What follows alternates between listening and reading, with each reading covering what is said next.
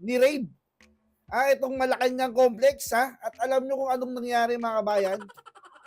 Nahuli merong drug pusher sa loob ng Malacanang. Ang tanong mga kabayan, paano nakapasok ang isang drug pusher sa loob ng Malacanang? Kung iisipin natin, kung may drug pusher sa Malacanang, ibig sabihin, merong drug user. Sino ngayon? Sino ang bebentahan ng nahuling pusher? It's either politiko nasa Malacanang Tapos, kung politiko yan, na nasa Malacanang, sino ba ang politikong nasa Malacanang?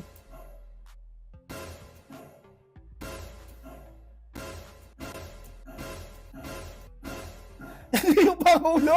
Walang joke. At yun nga mga kabayan, pag-usapan nga natin itong kapapasok lang na post ni Miss Sas Rogando Sasot kaugnay nga dito sa pinost ng page na Abogado PH. Mga kabayan, mantakin mo, basahin natin In a shocking bust, agents of National Bureau of Investigation o NBI, National Bureau of Investigation, with support from the Presidential Security Group o PSG, raided an alleged drug den operating within the Malacanang complex, arresting a suspected drug pusher with methamphetamine, hydrochloride or shabu. Mga kabayan, kapapasok lang na balita may itong NBI sa pakikipagsanib puwersa sa PSG mga kabayan, kanilang ang ni-raid itong Malacanang Complex at alam nyo kung anong nangyari mga kabayan? Nahuli merong drug pusher sa loob ng Malacanang. Walang hiya. Ang tanong mga kabayan, paano nakapasok ang isang drug pusher sa loob ng Malacanang? Tapos meron pa sinasabi na isa pang suspect na drug pusher din, nakatakbo o nagtatago. Walang Diyon mga kabayan. Ngayon lang na balita na merong drug pusher diyan sa Malacanang. Ibig sabihin mga kabayan, kung iisipin natin, kung may drug pusher sa Malacanang, ibig sabihin, merong drug user. Di ba? May drug pusher May drug user. Sino ngayon? Sino ang bebentahan ng nahuling pusher? It's either politiko nasa Malacanang Tapos, kung politiko yan, na nasa Malacanang, sino ba ang politikong nasa Malacanang?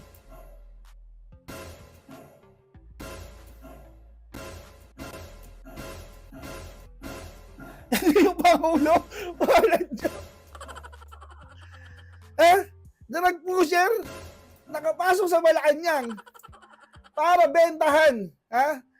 Ang Pangulo, ano lang yan, parang hindi pa naman, fact. Parang sa pag-iimbestiga pa lang natin gamit ang ating utak, pwede nating palabasin na ang drug pusher ay bebentahan ang isang politiko na nasa Malacanang at ang tanging politiko na nag-i-stay sa Malacanang ay ang Pangulo ng Pilipinas. Di ba mga kabayan basahin natin, pasukin natin ng website na to, abogado.com.ph.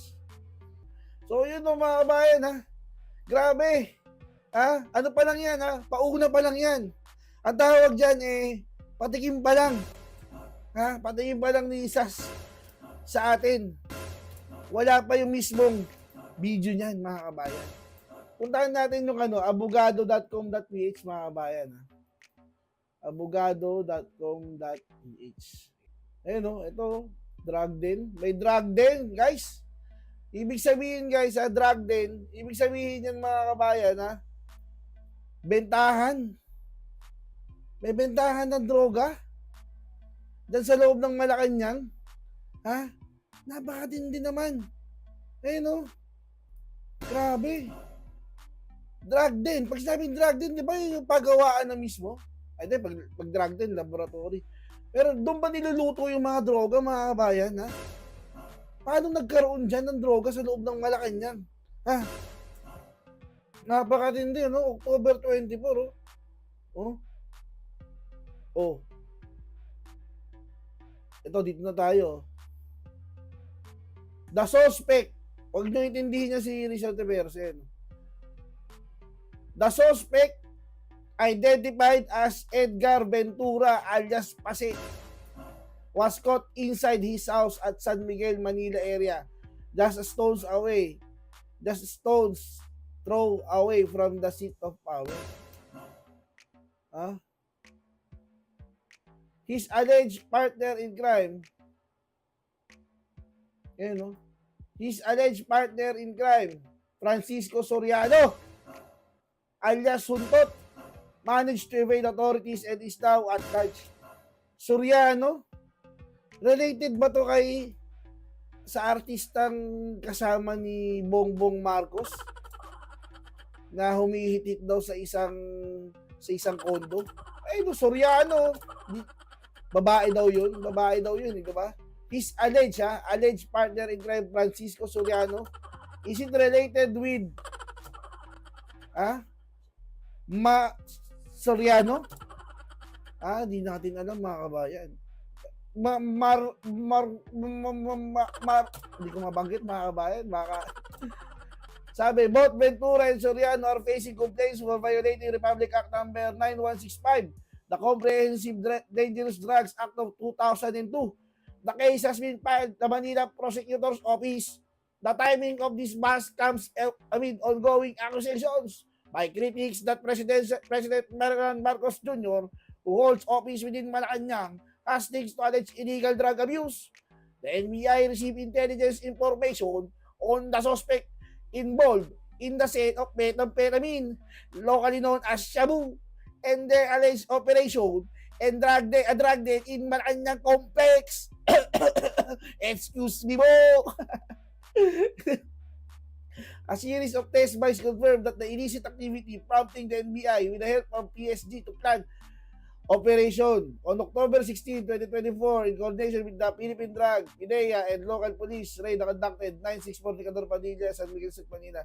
The search warrant issued by RTC branch 37 in Manila led the discovery of 9 hit sealed sachets containing suspected shabu along with various drug paraphernalia. Ventura was apprehended and taken to the NBI for booking and processing. The seized items are now examined in NBI Forensic Chemistry Division. The location of the operation raises questions about whether the drug trade has infiltrated even the most secure corners of complexes where government holds office. Matindi, mga kabayan, ha? Droga, droga, drug din. Nakapasok na po sa Malacanang, mga kabayan. Palakpakan. May nahuling drug pusher sa loob ng Malacanang complex. Palakpakan. Kung may drug pusher sa loob ng Malacanang complex, syempre meron ding drug user. May tulak eh. May user. Sino gumagamit? Sino ba yung lagi nandiyan sa Malacanang? Kaya pala, minsan may tira-tira pa sa ilong eh. Lapit. First time in the history, shabu nasa loob ng Malacanang. Napakatindi. Napakatindi.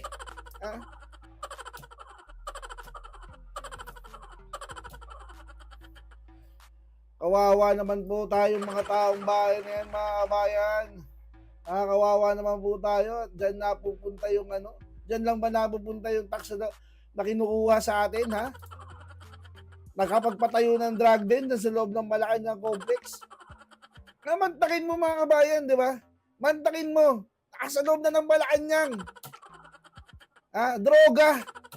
Dati magtataka ka, nasa Bucor eh. Nasa Bilibid eh. Walang jo. Ngayon sa Malacanang na, ha? Antitindi. Ha? Nakakakilabot. Kinikilabutan ako. Ay, nako, mga kabayan, ang gagawin natin sa bansa natin. Kaya pala bangag na. Bangag na.